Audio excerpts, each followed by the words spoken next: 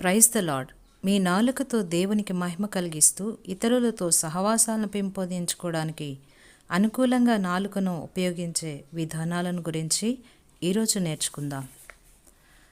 ప్రతికూలంగా మాట్లాడడాన్ని నియంత్రించుకోవడం వలన ఒక్క రోజులో మీ నాలుకను ఎన్ని విధాలుగా సానుకూలంగా ఉపయోగించవచ్చో గమనించండి.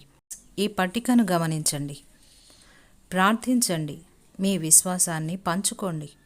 కృతజ్ఞత వెలిబుచ్చండి. సత్యమే పలకండి. పొరపాటును అంగీకరించండి. క్షమాపణ చెప్పండి. మీ తప్పిదాల్ని బలహీనతల్ని ఒప్పుకోండి. ఇతరులు సాధించిన దాన్ని అభినందించండి. సహాయం కొరకు అడగండి. సహాయం అందించండి. బాధపడుతున్న వారిని ఓదార్చండి. మీ అంచనాలని చర్చించండి. నిజాయితీగా అభినందించండి. పరస్పర కలహాన్ని ఎదుర్కోండి. మీ సహాయాన్ని వాగ్దానం చేయండి. ప్రతికూల విమర్శకు వ్యతిరేకంగా సహాయం అందించండి. వదంతుల్ని ఖండించండి.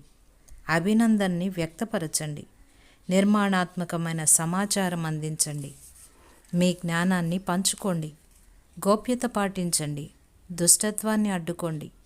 క్రొత్త ఆలోచనని ముందుంచండి. లేఖనాన్ని వల్లివేయండి. కలహించే వారిని సమాధానపరచండి. అర్థవంతమైన కథను చెప్పండి. ఒక మంచి జోక్ చెప్పండి. నిరీక్షణను లేక ఆశావాదాన్ని వ్యక్తపరచండి. పట్టుదల కలిగి ఉండమని ప్రోత్సహించండి. ఇతరుల పట్ల మీ ఆసక్తిని వ్యక్తపరచండి. దయచేసి అన్న మాట వాడండి.